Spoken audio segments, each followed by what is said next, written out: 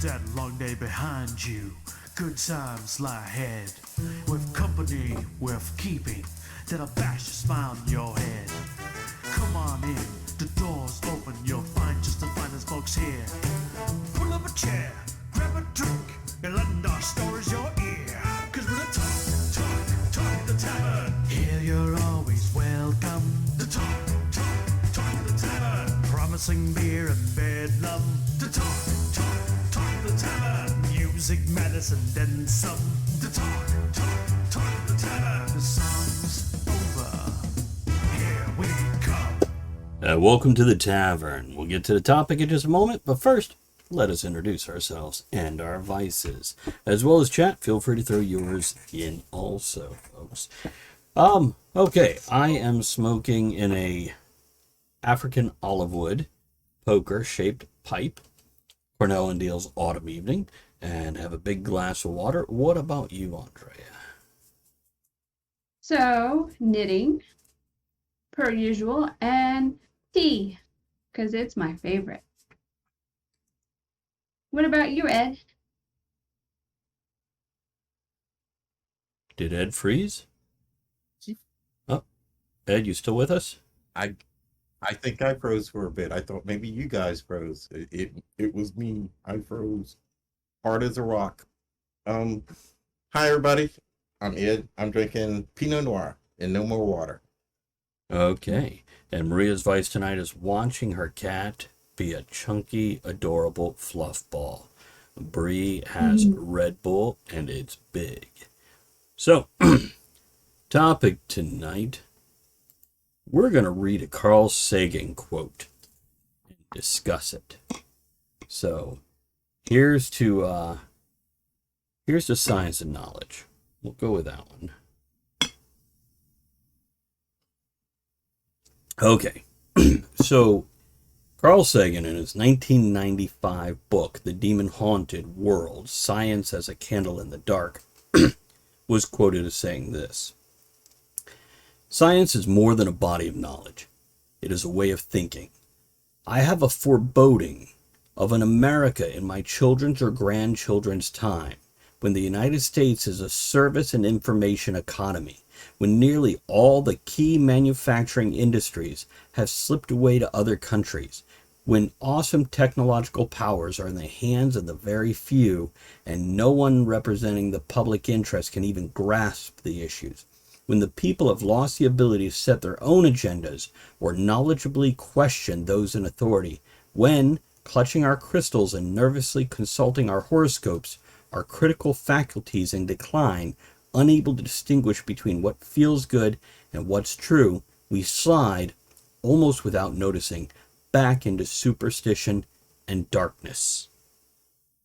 What do you think? Have we reached that point, guys? Yes. In what way? How so?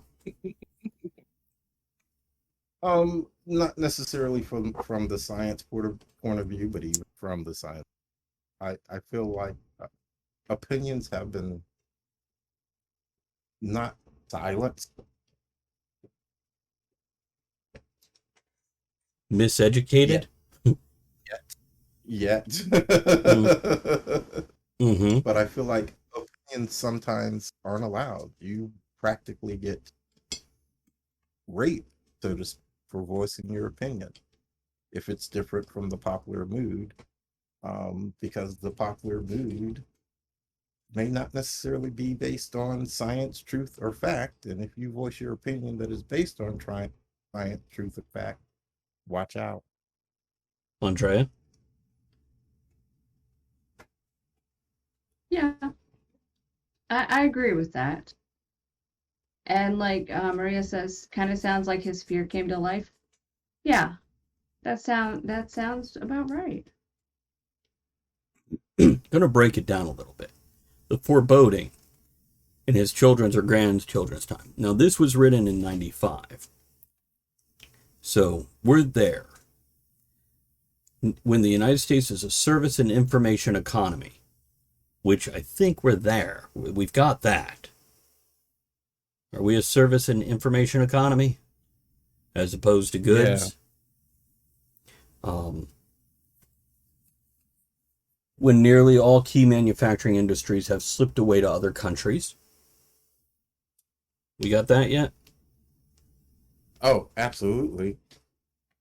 When awesome technological powers are the hands of a very few, you mean like entertainment conglomerates and internet Mm-hmm.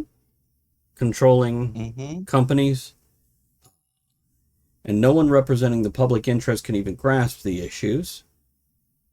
When the people have lost the ability to set their own agendas or knowledge, we question those in authority. Because it's all knee-jerk. It's not necessarily knowledgeable now, right? Absolutely all need. So, our critical faculties are in decline, unable to distinguish between what feels good and what's true. Slide back into superstition and darkness. I want to read Maria's comment too before we go on. Maria says, I feel like the world is held in the top 1% and we follow as sheep. I also feel like the occult is coming back. Now, it's been pointed out to me, and I agree, that when people start believing in anything, it's because in general, they have nothing.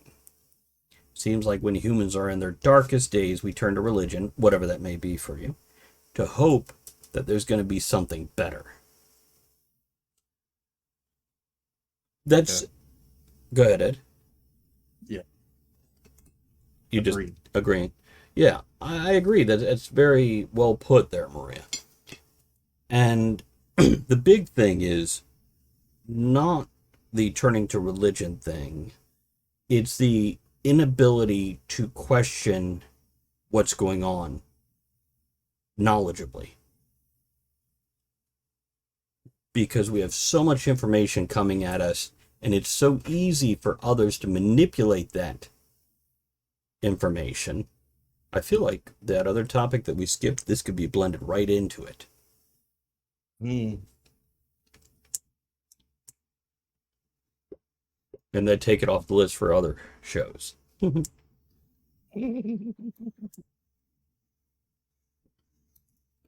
So I've seen mhm.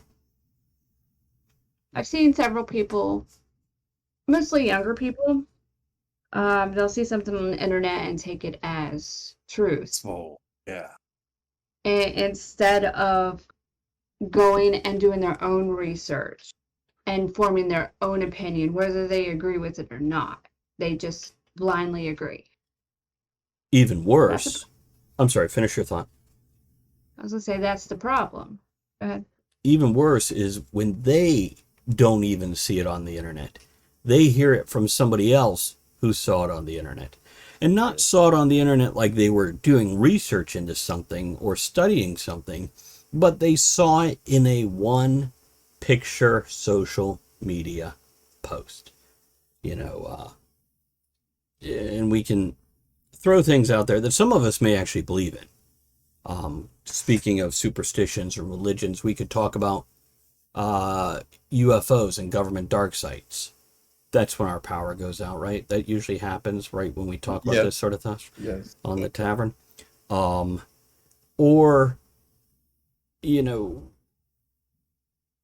hauntings. But now we take that sort of belief in anything somebody tells you and put it towards an important actual issue that affects you in your daily life. It, gets really scary. Because I love to believe in things like, ghosts and UFOs and Bigfoot and all that.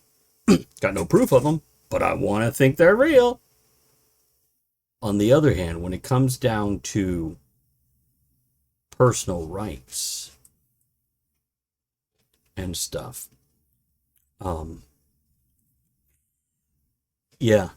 when you just say somebody can't speak at all because they disagree with whatever popular opinion is out there at the moment, it gets terrifying. And this is where we get into cancel culture and stuff. Mm-hmm. Maria says, go ahead, Ed. I gotta say, I have caught myself at times. I'll see something social media that agrees with me, Mm-hmm. and I'm like, I'm gonna post that shit. Then I'm like, nope, wait a minute. Let's Google that shit and see the truth of it first before you post it. I Nine think times out of 10, it's bullshit. Okay, it's bullshit. I'll even Google quotes from somebody that get posted on social media because I want to make sure that quote they actually said that quote. The flip side of that is though, you can go on and you can post a meme that's intended to be sarcasm Mhm. and funny, and people are busting your fucking balls. I think a lot of okay, we all know that Christmas song that's now not played so much. It's cold outside. Baby, it's cold outside. I swear that started out with a comedian going, "Oh, that's about roofing somebody," and somebody took it seriously and ran with it, and now that's a horrible song. Right. By the way, a couple comments in chat. Maria says, "Remember when we used to have encyclopedias? We had to actually look shit up, not just Look it up. check 2 Google clicks." And she also says, "UFOs are real. I mean, what are the odds that we're the only life out there? I just don't think they give a shit about us. We're not even a blip on their radar. Also, technically, UFOs are only unidentified flying objects. It doesn't mean aliens. There are so many testing jets and such that the sightings are nothing extraterrestrial." Yeah, and that makes sense, Maria. Hey, Trin, good to see you. When we look at things like UFOs, there's a difference between thinking there's this life on other planets or somewhere in the galaxy, even interstellar, and thinking they're hanging out in the wheat fields making circles. And Bree says not Maybe to. that's their teenagers being drunk. That's a good theory. And give me a second, I gotta let the cat in this room real quick.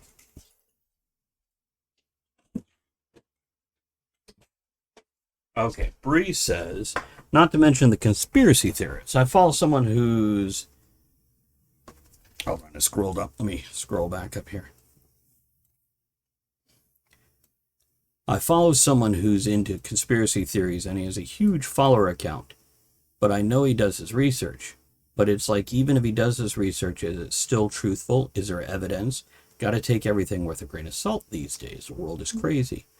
Here's the thing about researching on the internet. If you look hard enough, you will find places that agree with the craziest shit.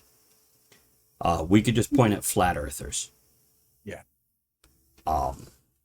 You know, this is a community of people that believe scientifically the world is flat. Yeah, what do we do with that? But they're not scientists. No, but we did have a medical doctor that was running for a very big political position a decade or two ago who believed God built the Egyptian pyramids. So, yeah. It's just because you have a degree doesn't mean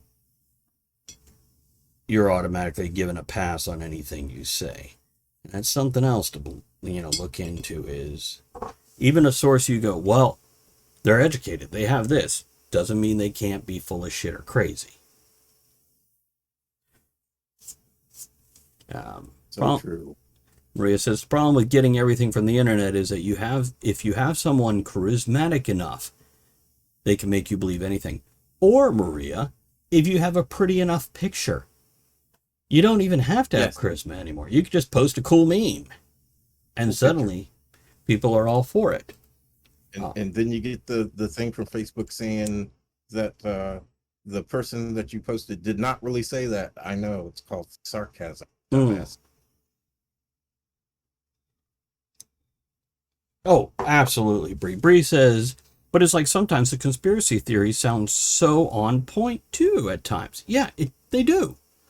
Because if you have a smart person who puts it in a way that sounds logical, this reminds me of, okay, after the Discovery Channel stopped being the Discovery Channel and became a, first of all, it's now like all reality TV, but they had like UFO shows. The mermaids.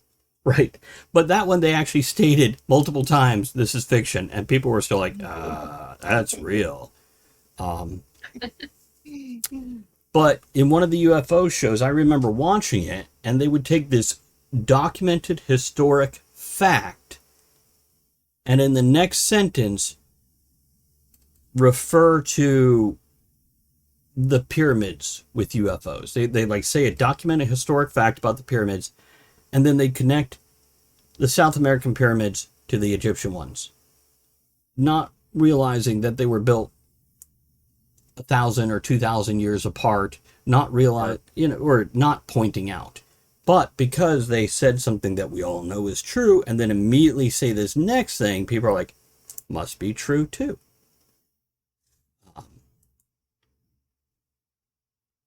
So people love to be gullible. We want to believe incredible things. We want to believe things beyond our understanding. We also want to believe things that take away our personal responsibility. Yeah. Yeah, well, yeah, we believe the government's going to take care of us. So, Or that we can't do anything against the government. So why? you're going to get the show cut off again, Travis. Sorry. And Maria says, as someone who has a very open mind, I find it so easy to fall for conspiracy theories. Bree says, which is me. I am this person. Shameful, raise a hand. I can be gullible because this world is so crazy that you want to believe there's something to explain everything that happens. When everything that happens doesn't always have an explanation, it is just what it is. Yeah, it's like I said, I want to believe in all kinds of, like every episode of X-Files, I'm like, ooh, I want to believe that. But hey, I wanted to believe in mermaids. Even though they're terrifying creatures that kill us. Yeah, well. So Carl Sagan saying this, it's not about believing in something you can't see or touch. It's not about exploring other options. This is how we learn new things. It's about purposely allowing yourself to be blindfolded to things, and the few controlling the resources and information of the many, so they can make you believe whatever they want. And we've been doing this forever. Before the internet, it was done through television. Before that, it was done through radio. Before that, it was done through print. And before that, it was just done because the person in power said it was this way. Or on a smaller scale, when the neighborhood gossip says so-and-so slept with so-and-so, it doesn't matter what century it is. Somebody's going to believe them. Yeah. Yeah, we do, Bree. That's why we have Talk at the Tavern. Mm-hmm. Is science a fact or is science evolving? Repeat that? Is science a fact or is science evolving? Evolving? Science should all be a theory with the ability to disprove it or add to it or change it as more evidence comes into it. Some things are fact once it's been proven, but it's still the theory of gravity.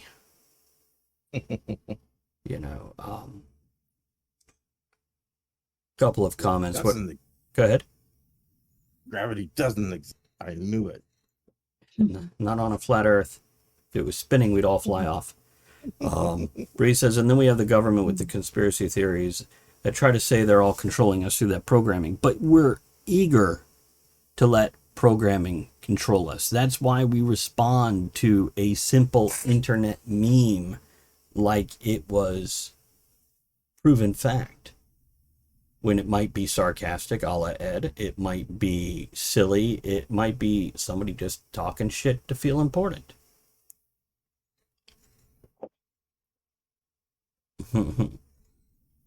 Okay, Maria says, if you want an example of someone with a lot of power and money making people believe things, how many people believe our life is a simulation because Musk said it? Not me. I believe it because of the Matrix movies. That Yeah. shit made you think. It did. It did. That was a great, great movie. And that means the God people pray to is a programmer. And probably very lonely. Yeah. So talk amongst yourself. Let me let the cat back out of the executive washer.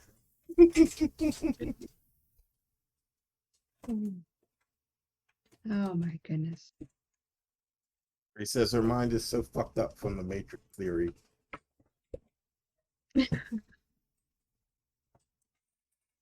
It's just a glitch. It's okay.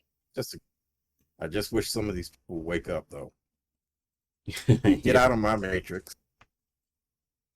See, Maria says, if the Matrix is real, I don't want to know. If the Matrix is real, I want them to start adding shit in.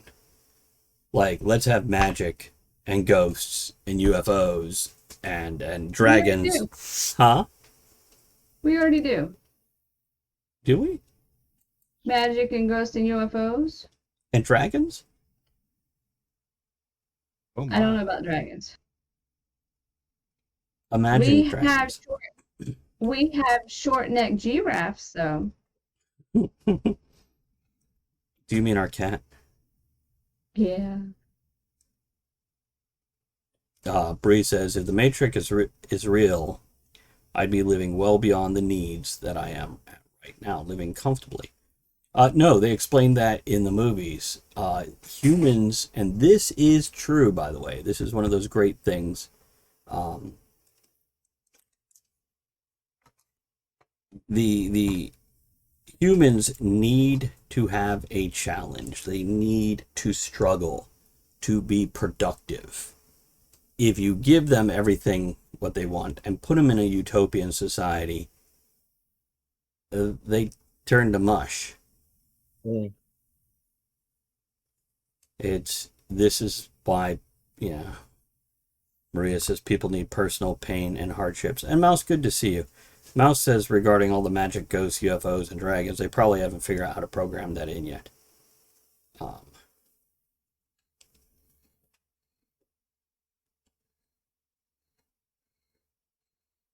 Sorry, I'm reading the other comments here real quick.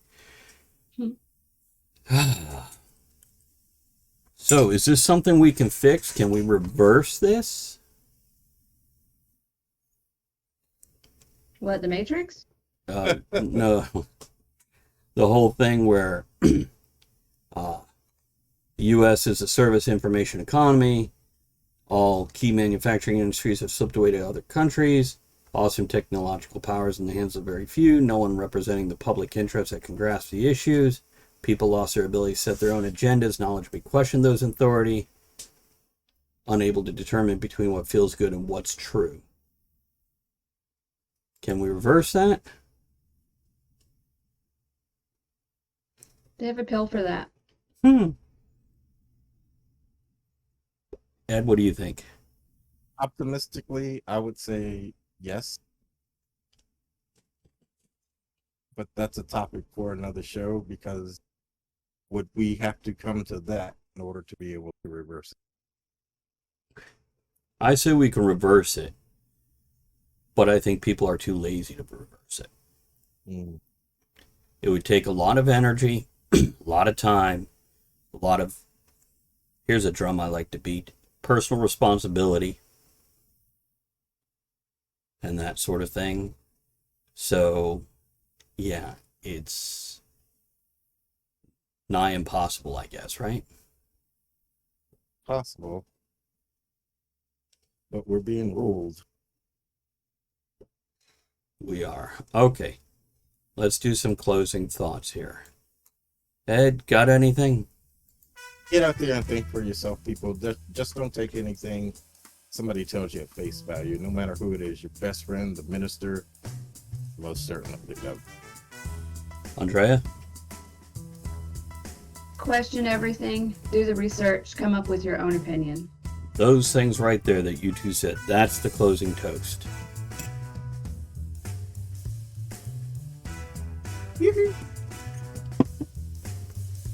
Make sure you check out the other Talk of the Tavern things on all your favorite streaming services. And we will see you on the next episode.